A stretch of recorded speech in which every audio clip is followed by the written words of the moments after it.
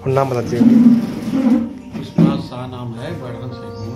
अच्छा, तकलीफ क्या भैया को? तकलीफ बाएं साइड पैरालिसिस हो गया है। अच्छा, सही। कब आपको मालूम चला भैया कि आपको हुआ है? लगा तो ये स्ट्रोक हो गया, ब्रेन स्ट्रोक हो गया। मतलब कितना दिन पहले हुआ है सर? 1.5 साल पहले। अच्छा, तो 10-16 महीने हो गए। 15-16। कुछ काम कर रहे थे क्या भैया उस टाइम? नहीं, ऐसे चेयर पे बैठे थे और अचानक जब उठे तो हाथ पैर काम करना बंद कर। फिर उसमें डॉक्टर दिखाए थे भैया? डॉक्टर को उस समय नहीं दिखाए, फिर ऑपरेशन कराया जाके नाक। अच्छा, ऑपरेशन करवाए? हाँ, ब्रेन का ऑपरेशन कराया। फिर क्या मतलब ऑपरेशन में फिर उससे सुधार हुआ भैया अभी कुछ? हाँ, सुधार हुआ है, लेकिन जितना जैसा होना चाहिए उस तरह से नहीं हो पाया। अच्छा, कौन सा हाथ में तभी आपको प्रॉब्लम कहाँ है? ये इसी हाथ में है ना? थोड़ा सा हाथ सीधा, बस हाथ सीधा करिए।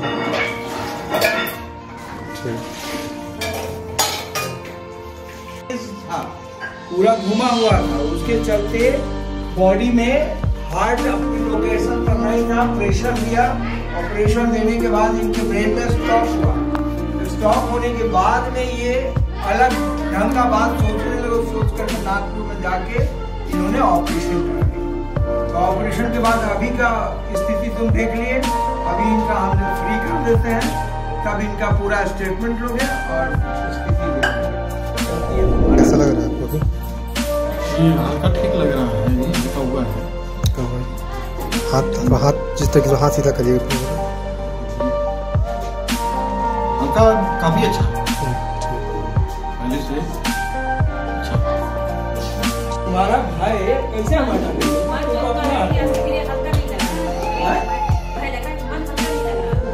मन हल्का नहीं लग रहा? कौन हल्का नहीं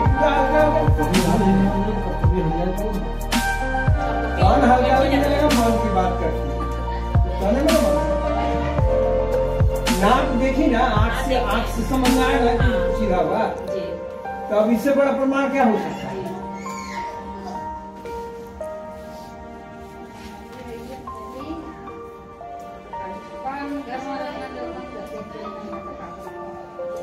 अब जब ये खाना खाएगा, सोएगा, बैठेगा, तब ना पता चलेगा कि ज्यादा फर्क अपना कंट्रोल करेगा। अब ये इसके अंदर हम घुस करके कंट्रोल थोड़े करेंगे। बदन पहले से फ्री कर दिया, अब चूंकि कांप रहा था इसलिए और थोड़ा सा फ्री होना था। भी जाना चाहिए इसको।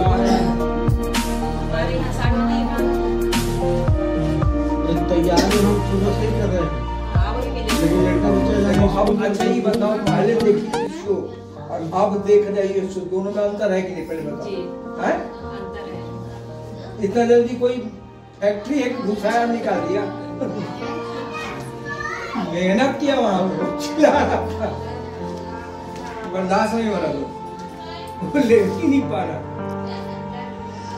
वो देखो एक लाइन बात समझ में आया, 10 बार आना पड़ेगा। तो आज तुमको ये बता देता, मेरे काम उसको रेगुलराइज करना पड़ेगा, बिल्कुल असर पड़ेगा, रेगुलराइज करना पड़ेगा। रेगुलराइज करना क्या कहते हैं? तुम्हारे अंदर प्रोग्राम खत्म हो गया 1.5 साल, तो प्रोग्राम को बनाना होगा, वो काम तुम्हारा होगा, माना नहीं। आसान था ना, आपको बाइक सेकंड एकदम बराबर ले जाएंगे, ले आएंगे, टाइम से ले जाएंगे, टाइम से ले आएंगे, ये सब मिलाना तुम्हारा काम है ना। तो पीटी वाले को पीटी करा करके बराबर कराएंगे। मेरे YouTube के दर्शकों, आपको सहस्त्र नमन। आप लोग मेरे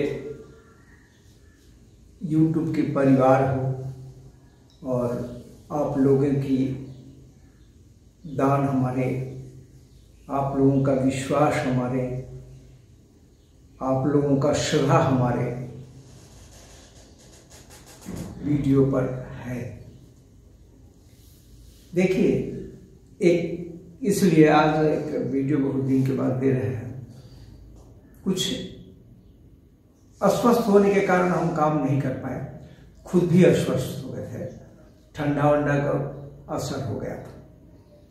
तो ये एक बैठन का रोगी है, पैरालिसिस मारे 1.5 साल हो गया, और 1.5 साल में उसने क्या किया कि नागपुर में जाके ब्रेन का ऑपरेशन करा लिया। इसकी रिकवरी रेट बहुत स्लो है। तो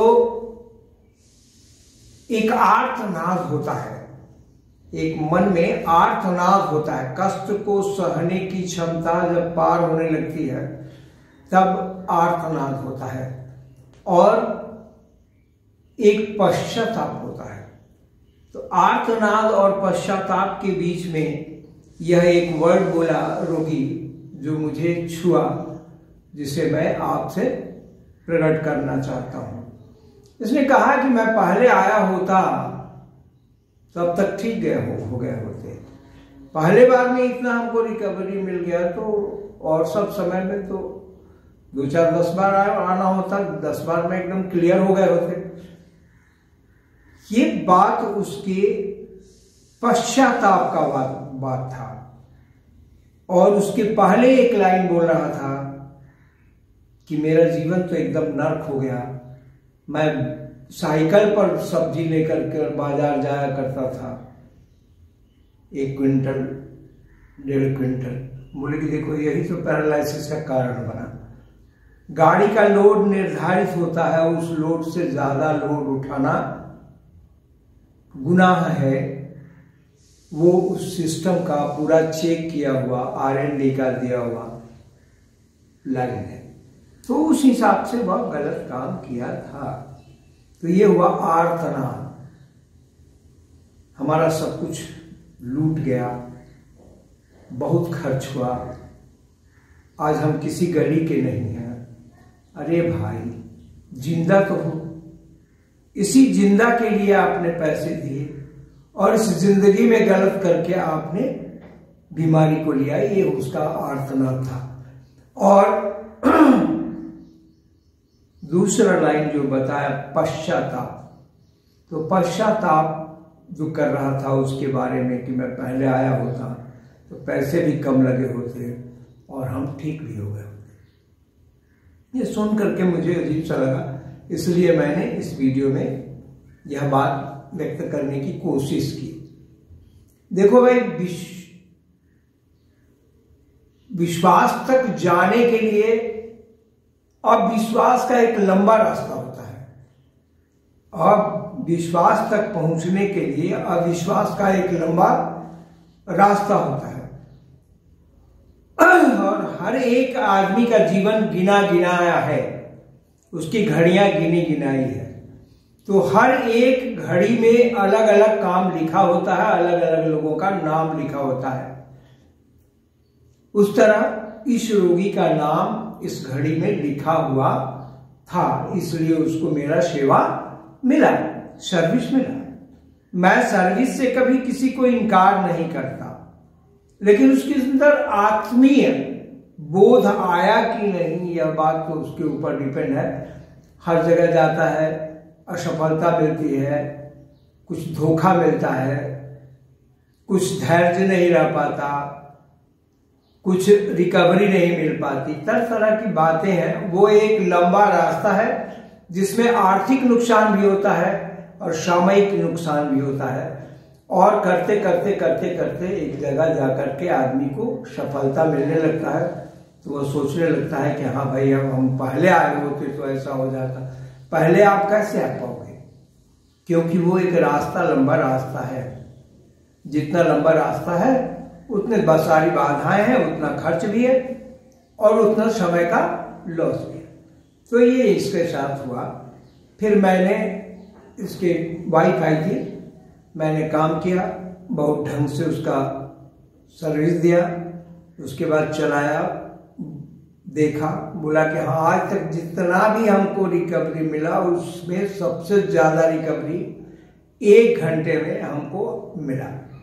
हम बोले ठीक है, अब तुम्हें क्या मिल गया ये मैं नहीं बता सकता, मेरा कुछ अपना मोटो है। रोगी बीमार है, हम नहीं बीमार हैं, रोगी बताएगा कि हमको क्या मिल गया। वो कथा सुने, 95 से लेके चले गए और पूरा प्रसाद ही लिया, उसके बाद भोजन भी लिया। तो ये तो वो रोगी ही बताएगा, वह हम नहीं बता सकते। तो हमारा काम है काम करना और ध्यान मग्न होकर के सफलता के लिए ईश्वर से प्रार्थना करते हुए विनम्र भाव से काम को करना, फल की चिंता न करना, ये मेरा काम है।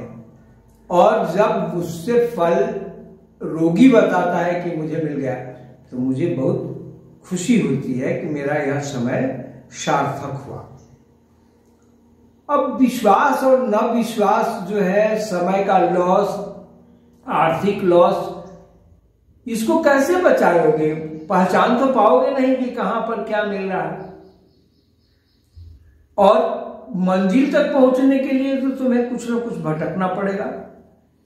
तो भाई, इस व्यक्ति से यही मैंने बोला कि तुम्हारे विश्वास और अविश्वास को मैं कुछ कर नहीं सकता।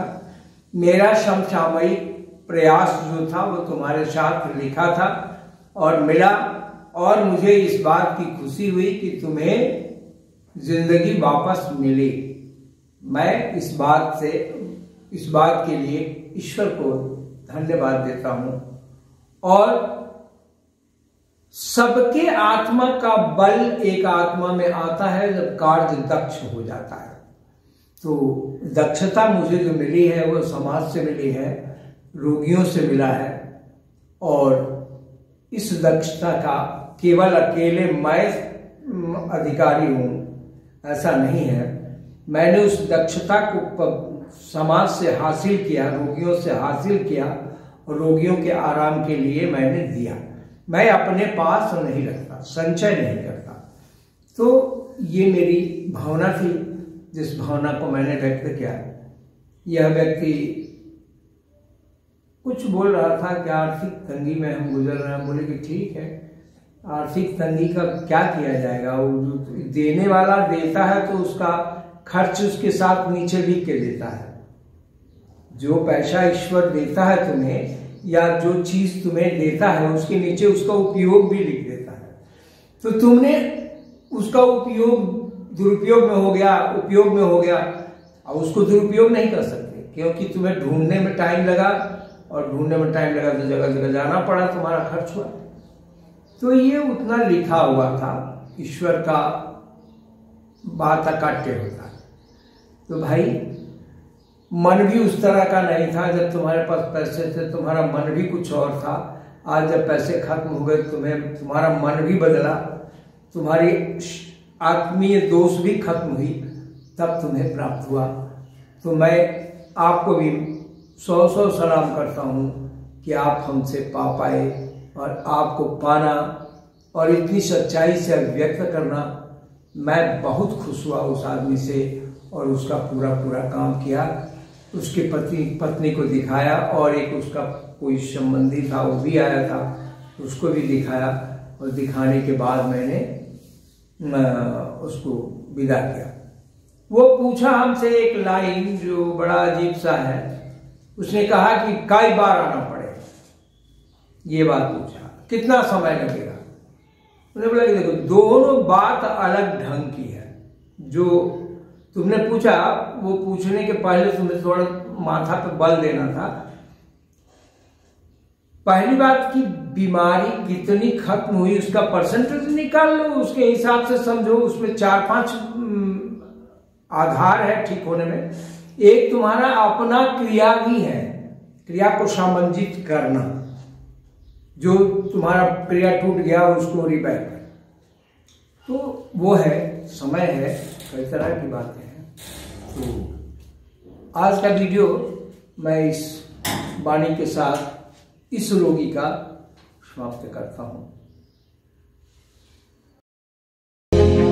लकवा, पैरालाइसिस, स्लीप डिस्क, गाठिया जिसे अर्थराइटिस कहते हैं, स्पोंडोलाइसिस, सर्वाइकल पेन, आपको ये रोग है तो आज के समय में जब हम दवा खाते हैं तो कुछ पल के लिए ये दवा हमारे शरीर में आराम हमें देता है, पर इन दवाइयों के भी साइड इफेक्ट बनते हैं। आखिर क्या करें इस बीमारी से बचने के लिए? पुरानी पद्धति से इलाज। हजारों साल पहले भी ये बीमारियां होती थी। इनका इलाज भारतीय प्राचीन ग्रंथों में आज भी है। चरक संहिता जैसा ग्रंथ जो संस्कृत भाषा में लिखी गई थी, जिससे आयुर्वेद भारतीय इलाज भी कहते हैं, ये बहुत प्राचीन पद्धति द्वारा इलाज है। ये हजारों साल पुरानी किताबें हैं जिसमें इन रोगों के बारे में बताया गया है और इलाज के बारे में। इसमें 8 किताबें हैं और हर किताब में 120 चैप्टर हैं और इस रोग के बारे में बताया गया है और इसके इलाज के बारे में, जो पुरानी पद्धति के इलाज है। इस पद्धति को आज भी किसी इंसान ने जिंदा रखा है। ये इंसान और कोई नहीं, सिंगरौली में रहने वाले लोटा बाबा है। बचपन में जब बाबा जी की माँ को बीमारियाँ हुई, उस समय बाबा जी पर घर की जिम्मेदारी थी। वहाँ बाबा जी के पास इलाज के पैसे भी नहीं थे। तब बाबा जी ने चरक संहिता ग्रंथ और प्राचीन ग्रंथों का खनन अध्ययन किया और आज हजारों लोगों को बिना दवाइयों के ठीक करते हैं।